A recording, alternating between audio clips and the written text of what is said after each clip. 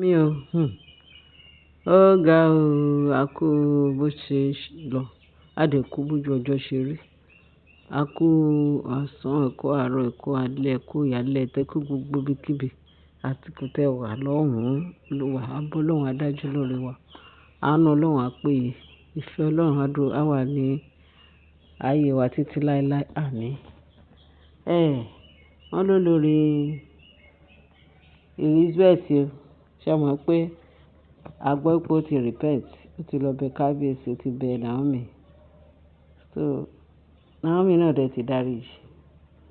Ṣé gbọ́ pé ń ṣe ni ìwé tí kábíyèsí jà fún divorce paper tó sign tó mú wá fún kábíyèsí pé ìwé divorce yìí rí hàn kíní kan gbádàkú. Wọ́n nígbà Naomi wá rí ìwé yẹn tó wá ní ó mú ìwé divorce wá, kò rí bẹ́ẹ̀ wá. Ìwọ kọ́ ni ó mọ̀ pé wọ́n remote ẹ̀ ni ló bá ya ìwé divorce paper. Gbogbo wa náà láti gbọ́. A ti gbọ́ ńgbà yẹn tó ra ti ṣiṣẹ́ yẹn kọjá. At the end of the day, wọ́n ṣá retain ẹ̀ kó wá lọ mọ́. Wọ́n ní àná ní Elizabeth sá jáde láti Ṣẹ́ńbà. Àṣírí tú, àṣírí màá sọ, òun àtàṣírí, àṣírí, òun máa sọ wọ́n ní sáwá sí iwájú kábíyèsí. Ìyá Tádé ní ká wò, òun fẹ́ sọ fún ìyá Tádé ní ká wò. Ìyá Tádé ní ká wò dà o, kóun jíṣẹ́ o, kóun táṣírí, àṣírí wọn ní kóun lọ táṣírí nǹkan tóun ti ṣe o. Wọ́n ní kí ló ṣe, kí ni nǹkan náà? Kábíyèsí jọ̀ọ́ òun ò fẹ́ kú. Kí ló fẹ́ pa ẹ́? Kò sí nǹkan tó fẹ́ pa ẹ́. Ó ní ẹjẹ́ ń tu. Kábíyèsí ló dà, jẹ́ ká gbọ́. Wọ́n ní bó ṣe bẹ̀rẹ̀.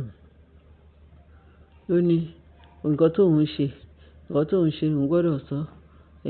Kábíyèsí, ǹjẹ́ ẹ lè dáríjì òun báyìí? Nígbà tí gbogbo kíní yẹn yìí tóun ń tẹ̀lé àwọn olórí Mariam, tóun ń tẹ̀lé Ashley, nǹkan tó kọ̀ òun lélẹ̀. Wọ́n mú un lọ sí ọ̀dọ̀ babaláwo tó powerful tó ṣe kíní.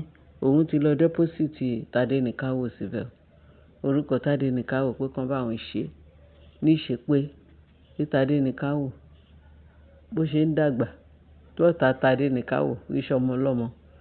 Pé bí ọ̀tá Tádé ní ká wò bó ṣe ń dàgbà kó máa rìn dì, bí ó sọ́dà rìn dì, kó má wúlò fún bàbá, kó má wúlò fún ìyá. Pé òun ló lọ ṣe, pé òun ti lọ ṣe níbẹ̀, òun ti lọ ṣe. Nǹkan tóun lọ ṣe nìyẹn.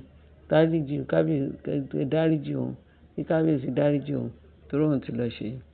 Pé ó ní wọ́n sọ fún òun pé kóun lọ pé wọ́n ní tóun bá lọ tètè sọ pé òun máa kú, pé ikú pé babaláwo. Wọ́n ní kí ló dé ṣẹlẹ̀, àwọn ní babaláwo tó ṣe kíní yẹn. Ó di spirit ó wá sáàfin wa bà. Ó wá ní babaláwo sọ pé Elizabeth, nǹkan táwọn ṣe ó ti ń jóná. Now kó tètè lọ táṣírí torí àwọn sọ pé nǹkan tí tó bá táṣírí yẹn pé ikú ni. Pé wọ́n gba ètùtù òun mọ́, wọ́n ti scatter ètùtù tó sọ pé kí Tádé ní ká wò, tó fi orúkọ Tádé ní ká wò wá ṣe o. Pé therefore pé àwọn òrìṣà ilẹ̀ Ifẹ̀ wọ́n wá bá wọn. Wọ́n bẹ̀rẹ̀ sí ní fìyà jẹ òun, wọ́n ń jẹ òun níyà. Pé ìwọ ló lọ bá wọn ṣe kàyámátà láti sọmọ lọ́mọ di àrìndìn. Pé wọ́n bẹ̀rẹ̀ sí ní fìyà jẹ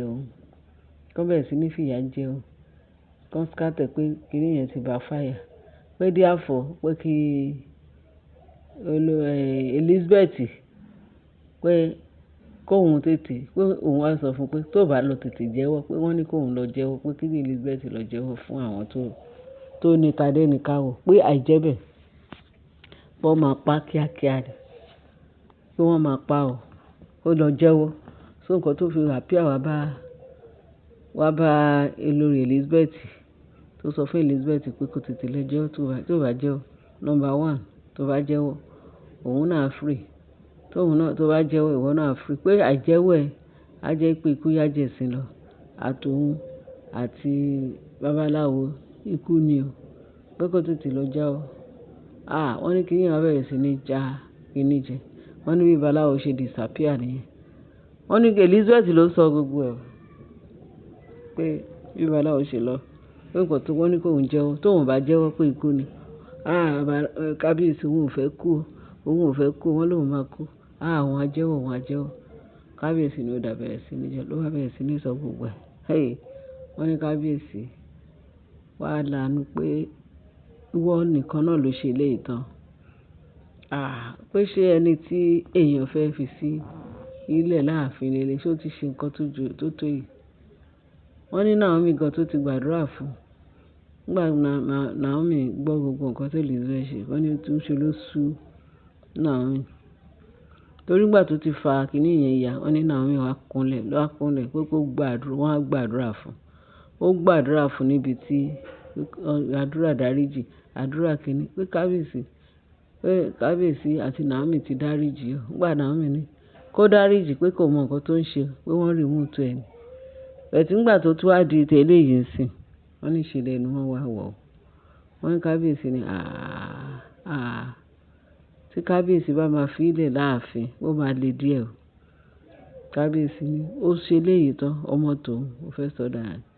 Wọ́n ò dẹ̀ mọ̀ pé Tádé ní káwọ̀ èèyàn bó ṣe wà yẹn. Orí tó gbé wáyé, orí tó jẹ́ pé kò sẹ́ni tó lè fọwọ́ kàn. Kò sẹ́ni tó lè fi ayé Tádé ní káwọ̀ àti tìyẹ́ Tàfàlà níbẹ̀ yẹn láàfin. Wọ́n mọ̀ pé Ọlọ́run dìídì rán Queen Naomi àti ọmọ ẹ̀. Pàápàá jùlọ ẹ tún wo àwọn ìbẹ́ta yẹn tán tó sọ, àwọn màlẹ́kà ni máa ń pè wọ́n. Àwọn màlẹ́kà ni wọ́n bọ́ ṣe wà yẹn. Ẹni bá sọ pé òun fẹ́ ta fèlèfèlè sí Naomi lára àbí táwọn ọmọ ẹ̀. Máa sọ pé òǹtọ̀ ti gba death warrant ẹ̀. Ǹjẹ́ kò wá rí bẹ́ẹ̀? Wọ́n ní ṣe ni Dr. Elizabeth pé bó ṣe bẹ̀rẹ̀ sí ní tara nìyẹn. Òun máa sọ o, òun máa wí o, òun máa ṣe o. Wọ́n ní òun fẹ́ kú o, òun ò dẹ̀ fẹ́ kú, òun ò dẹ̀ fẹ́ ṣe kí kábíyèsí àti Naomi kan gbà wọ́n. Wọ́n ní kó òun lọ ṣe. Wọ́n nígbà tó wá sọ̀rọ̀ tó, àrẹwà balẹ̀. Ló bá ń wò pakopako bíi ti àjẹ́ tó kàtàn lóru tó ṣẹ́ gbogbo egungun ààrẹ tó wá rí láàárọ̀ ọjọ́ kejì. Ṣé wọ́n pé gbogbo ìgbésí ayé ẹ̀ ti bàjẹ́ torí ó ti kà gbogbo nǹkan tó wà ní kọ̀kọ̀, gbogbo àṣírí ìkọ̀kọ̀ ẹ̀ tó ń ṣe gbogbo ó ti kà, wọ́n ti nà fẹ́ kú. Ṣé wọ́n pé tí ilẹ̀ bá ti mọ́ tó wá lu ìyẹ́ ẹ̀ta tó ti kán ìyẹ́ apá ẹ̀, ó máa jókòó, ó máa wò títí tí àwọn èèyàn, àwọn tó lágbára ń ta tó ń fẹ́ máa gbọ́ kí ẹnìkan sọ pé ẹnìkan ń ba nǹkan ní nǹkan jẹ́. Ẹ mọ bó ṣe máa ń ṣe wọ́n. Wọ́n máa wò pakopako tí wọ́n máa fi lọ sun wọ́n ná, wọ́n máa dáná sun wọn. Wọ́n ní bẹ́ẹ̀ Elizabeth ṣe bẹ̀rẹ̀ sí ní wò pa nìyẹn. Àrẹwà balẹ̀ pé kábíyèsí ní ó ṣe gbogbo eléyìí tán. Ó mú Tádé ní káwọ̀ òun. Ó wá rí ẹni tó fẹ́ ba ayé ẹ̀ jẹ́. Wá jẹ́ ọmọ tòun. Wọ́n ní kábíyèsí.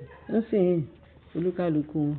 Wọ́n ní wọ́n tí mọ̀ nǹkan tó fẹ́ ṣe fún Elizabeth rí náà o.